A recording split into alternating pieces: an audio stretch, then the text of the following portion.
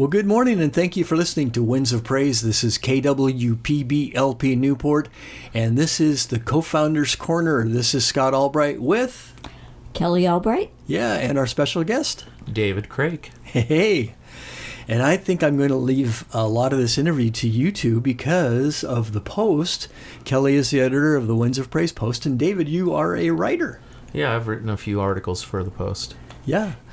So if you open up the last one, and we're working on the newest one, but you'll see your picture and your writing and all that. So take it away, Kelli. Yeah. Ty from Diamonds in the Rough kind of introduced your work to me because Ty had been writing regularly, but and he said, well, I've got somebody else I'd like to, have you feature. And David, you just told us some very interesting information that you kind of laid the groundwork for Diamonds in the Rough. And so if you can kind of tell us how you got to Newport, a little bit about your background and how this all happened. Well, I was a teacher for 30 years up in the state of Washington, and I bought a beach house down here. My wife and I loved Newport. And I met Slavik Samoylovich, who had the idea for Diamonds in the Rough, at the Newport Cafe when I took a break from teaching during the summer. I actually worked there. I know that sounds kind of funny, but it was one of these situations where I just kind of decided to do something I'd never done before. And so him and I met each other there, and he was telling me about the idea of Diamonds in the Rough. And so I kind of put it all down on paper. So everything that's on the website, the mission statement, any of the tenets, anything that's laid out is really something that I did expanding on Slavik's ideas. And so in some ways I'm kind of one of the founders, even though people only know me from recently, which I've got involved in the day center there and to help organize it. Mm-hmm. Great. What years did you work at Newport Cafe? I'm just curious. So I worked at Newport Cafe from, I think it was the summer of 2012 and 2013. Okay. Yeah, somewhere around there. Probably ran into me because I used to deliver coffee there. Oh, yeah. Until 2017. I actually washed dishes there, and I know everyone always had a really hard time with it because they knew I was a teacher. And they would say, hey, they always tell people when I was like cleaning off tables, that guy's a teacher over there. and I was thinking, well, I think any kind of honest work is really good work for anyone, and I really didn't see it as beneath me or everything. Yeah, but there was a lot of people that had a hard time wrapping their minds around me working my summers at the Newport Cafe. Yeah, whatever. Wow. So you obviously have a heart for people, and how could you tell the Lord was nudging you into ministry? Well, Slavik just recently, he's been bugging me all along to be involved directly with Diamonds, and I've attended stuff when I could, but he said that he really needed some help getting it going and organizing it better and making it more professional. And so I was headed to Florida, I have a house in Florida, and I go there during the winters, and I have for like the last 6 winters. And so I told him I'd come back in February and that I would start working at Diamonds. And so, I prayed about it, and the Lord just kept on, I'd say the Holy Spirit kept on screaming in my ear saying, Dave, you really need to help this. It needs some direction, it needs some organization and some structure, and you can make it more professional. You have those skills. And so I just said, okay, I'll be there in February. And ever since, I've been there pretty much Monday through Friday, most days, and other times too, to try to bring some leadership to it. I'm one of the board members of Diamonds in the Rough now. They made me a board member in February. So, that's a stewardship I take pretty seriously.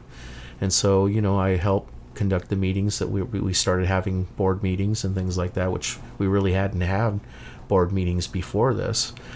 So I kind of gave it the whole thing ignition. We recently been doing events even, and the day center's been open 9 to 5. Our classes are still going like they were before, and we're kind of building on the ministry that Carlos began. Carlos Villarreal is our director, and I kind of like his assistant now. Wow, great. So can you tell us kind of how a typical day goes at Diamonds in the Rough? Well, it's really kind of cool in some ways because people, you just never really know who's going to come in there. But we're there to offer spiritual guidance, and sometimes people come in with some issues and they need some help from the Lord, and we pray with them and we talk to them, we listen to them mostly. I found that listening, people just really want to unload some stuff that's happening to them in their lives. And there's some days where nobody comes by, but I think the fact that we're open 9 to 5 now, and people know that, then they can drop in and get some help. And then some days I'll have 12 to 15 people show up there, and we've been having volunteers staff it. Myself, my volunteering my time, and then there's usually somebody that was working with me. That way we actually have someone who'll cover, like somebody has to leave early or something. Life happens. So there's been some times where I couldn't be there, but then I had somebody else fill in for me. So we've been kind of going in that whole idea, biblical, we go in twos kind of thing, and it's been really working out really well for us. And it just, puts the cherry on the top of Carlos's the fine work that he's done all along, building this ministry, and we're doing everything we can to support him. Great. And we're both holding posts at the moment. Would this be a good time to Sure. Go ahead and... You betcha. Yeah, I really appreciated this article from the last issue. Well, it's really great. The reason why I'm writing articles to begin with, like you mentioned, Mr. Tylen, one of my favorite people. He's just an amazing Christian and a man, period. And he runs this thing on Thursday nights, and I've been going there, and I've been writing poetry, and that's when he approached me to write articles. And so I said, well, sure, I'll do that. And the first one I wrote was about friendship, and this one was about an active Christian, and there actually was somebody else who was supposed to give something, and he told me kind of at the last minute. So this is something I kind of whipped up in the last minute, but I think it reads well. So this is the article from the June-July post, and Yes. we're coming out soon with the August September post. September, yeah. And Brent Rada wrote a poem for that. So we're getting a taste of Good. the various talents from Diamonds in the Rough. Yes, and like I said, that's all stemming from that Thursday night thing that Tylen has organized and has made go. In fact, I'm even writing songs now with another gentleman, not just writing poetry and other things. I'm writing songs even. Cool. So it's kind of cool that we got music involved in it now. That's great. So this is David Crayk. Did I get the name? Yeah, David Crayk. Yeah, reading from what he wrote. Okay, what does it mean to be an active Christian?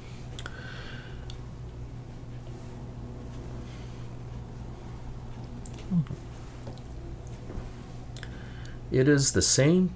Oh, I'm sorry, but I'm having trouble reading it for some reason. It's like you need glasses. Yeah, I probably do.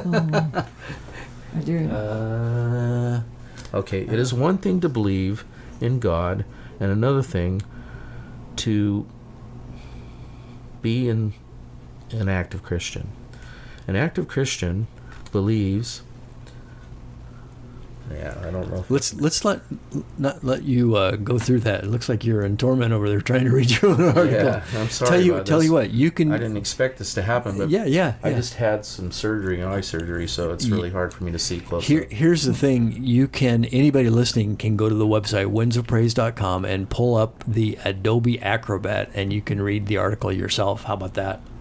Yeah, that sounds like it might be a better thing. Yeah, because sorry about that. Well, if you've just gone through surgery, eye surgery, cataract.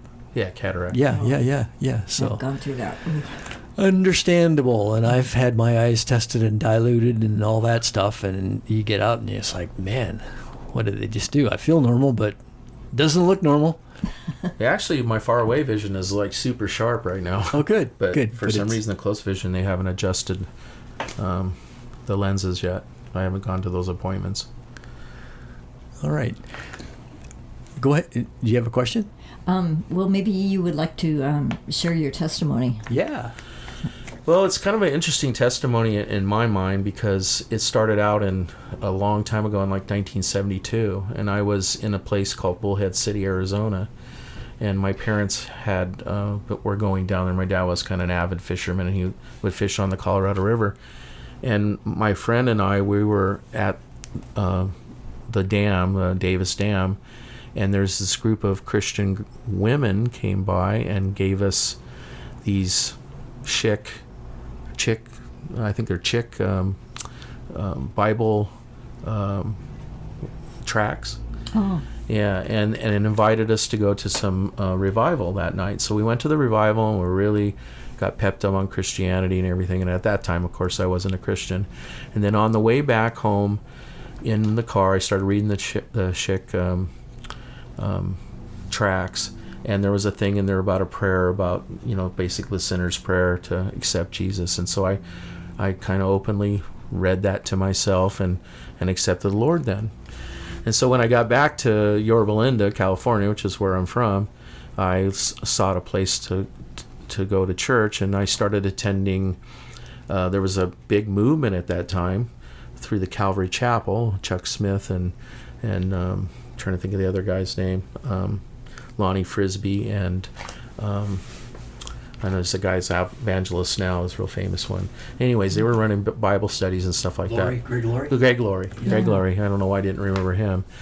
But anyways, so they were all running Bible studies and stuff all around Orange County, which is where I grew up. And I started attending those things. And so right away I became a pretty avid Christian. So from 1972. And then what happened after that is I joined the military. And I had some interesting situations happen there, but I ended up meeting a young woman, and I got married to her and kind of drifted away from Christianity. And that marriage kind of blew up, and I found myself as a single parent with 3 children. And so one of the things that was really interesting about that whole thing is, obviously there was some heavy-duty adversity back in the 1980s. Really, no man had 3 children to take care of by himself. It just wasn't happening then. And, a single parent with 1 is hard enough, but I had 3. And so I kind of was drifting away, and I had this guy visit me from a church and told me that I was like a ship without a rudder, and that I needed to sit down and figure out what I wanted to do with my life. And so I sat down and wrote goals, and mainly some of them had a lot to do with the woman I might meet in the future. Because, when you're taking care of 3 kids by yourself, obviously one of the things I wanted to do is try to provide a mother for them, because I was really inadequate as being a mother and father for my 3 children. So eventually I was kind of floundering I got out of the military because that woman that my marriage collapsed, that left me with the 3 children, she ended up dying in an automobile accident. Oh. And left me with 3 children permanently. Wow. And so I got out of the military, and I started cleaning carpets. And I had a friend that had a carpet cleaning business, and I was really frustrated with that because I was working really late at night, like till 3 or 4 o'clock in the morning, and that really didn't make it a really good situation for my kids, even though my mother kind of stepped up to help me take care of them. So I had another guy that visited me from the local church and told me, he says, "You should substitute teach." I go, "Substitute teach?" He goes, "Yeah, you should substitute teach. You have a college degree." In fact, I just got through finishing my college degree, despite the fact having the 3 children during that time. And he says, "You could start subbing at the local school district." So I went to the local school district and got my sub credential and all that, and did everything that I needed to do for that. And I started teaching. And right away I was like a natural at it, and I could tell this was what I was meant to do, that the Lord was really steering me this way. Mm-hmm. And I got my teaching credential, and I ended up having a 30-year career. So what did you teach? I taught mainly 20 of the 30 years I taught special education. Uh-huh. And my specialty was working with behavior disordered kids. Mm-hmm. So these were the toughest kids that you possibly could. These were kids that no one really else wanted to educate because their behavior, made them difficult. Mm-hmm. And for some reason, I had a knack with dealing with kids like this. I don't know, maybe I was more patient or something, but I just, told them what I expected and showed them that I cared about them, and I, used the techniques that I was taught during my training, and I was really successful. And so I was kind of not necessarily stuck, but they put me in that situation because it was really not a situation that most people wanted to take on. And during the time I was a teacher, being a Christian, I really tried to have an example to everyone. You really had to be careful letting people know you're a Christian. You really couldn't bring that into the classroom, but I did that through my actions and how I treated others and how I treated the kids that I was teaching. And almost every step of the way, I was always everyone's favorite teacher. And then what's really interesting is, of course, I had 10 years where I was outside the special education classroom. In fact, there was one time I even ran my own school within a special ed school, and worked with these kids that were not going to graduate. And I had 16 that started with me, and 12 ended up graduating when they became seniors from this program. But then I decided to leave the school that I was at. I was working at this place called Morton, Washington. And then I got a job at Kelso, Washington, and I started teaching drama and English. And really, I kind of affected a whole different group of kids that I had never affected before. And so anyways, I had a 30-year career. And but anyways, just backtrack a little bit. So one day I had this guy that I was coaching soccer with, and we had this tournament we're going to go to, and we also played. And he asked me if I wanted to meet his sister-in-law, that she was really nice, and that, maybe you wanted, since I was single, maybe I wanted to, see if I wanted to date her. So I ended up seeing her at the soccer field that day, and then decided that she was someone I wanted to date, and we ended up dating. In fact, she even went, this is the time when I was carpet cleaning, before I was a teacher. And she ended up kind of ticking off all the boxes of when I sat down and set those goals. And we ended up getting married. And of course, we're married now for 37 years. Great. So that was another situation with my testimony. But anyways, now I'm just an active Christian, and I'm trying to, continue touching people's lives. And now I can't be a teacher. I have to do it in another way. And that's why I decided to go to Diamonds in the Rough, and so now I'm helping that become a more sustaining and viable ministry that helps people. That's wonderful. Amen to that. Yeah. So David Crayk from Diamonds in the Rough, article writer, a post writer, coming up with a new issue, and there's a new article there. So again, you could go to windsofpraise.com and get the Adobe Acrobat version. And I'm sitting with the editor, Kelli Albright, and you invited David in, and so it's wonderful to hear your testimony. Yeah, and I look forward to you writing more for this too. Well, I know the next one I think I wrote is about intimacy with God. Cool. Great. Yeah. Great. All right, so Diamonds in the Rough, located downtown Newport at the old college building, if you've been around long enough, 101 and Herbert. Above Reconnections. Right. So if you are unfamiliar with 101, goes right through town, and as you're going south, you stop at a stoplight, which turn left to go down to the Bayfront, and that's the downtown area right there. And so the college is just on your right side. So there's a parking lot there, and you could pull in next to the sushi place, as someone absolutely pointed out. Yeah. And did you know I'm so glad God redeemed it, but I grew up in Newport, and the area where you guys are right now, that used to be a nightclub. Oh, right, I know. Disco. Yeah, that's quite a long time ago. Yeah, Jake's High Tide. Yeah. All right. Well, thank you, David, for coming in and being a part of Co-Founders Corner.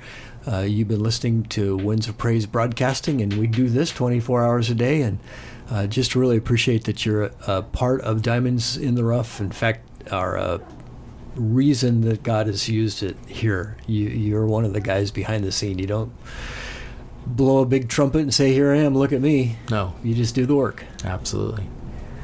Wash dishes. Yeah, wash dishes for Newport Cafe. Clean carpets. Clean carpets. Yeah. All right. Well, thanks for listening, and any final words, Kelli? Well, The next post should be coming out by the end of the month. Okay. And we will be featuring Don Gentry, who is going to be our powwow church guest in Siletz. And he's from the Klamath tribe. He used to be the chairman of the Klamath tribe. Right. Pretty amazing that he's coming. So we get to go up, our little church, the Sacred Ground Baptist Church, every year we get to go up and have what we call powwow church on Sunday on the hill. And they give us from 10 to 11. So it's quite an honor. And we're just wanting to love people like you. So Awesome. That's what we're doing. All right. Well, thanks for listening. This is Winds of Praise, KWPBLP Newport.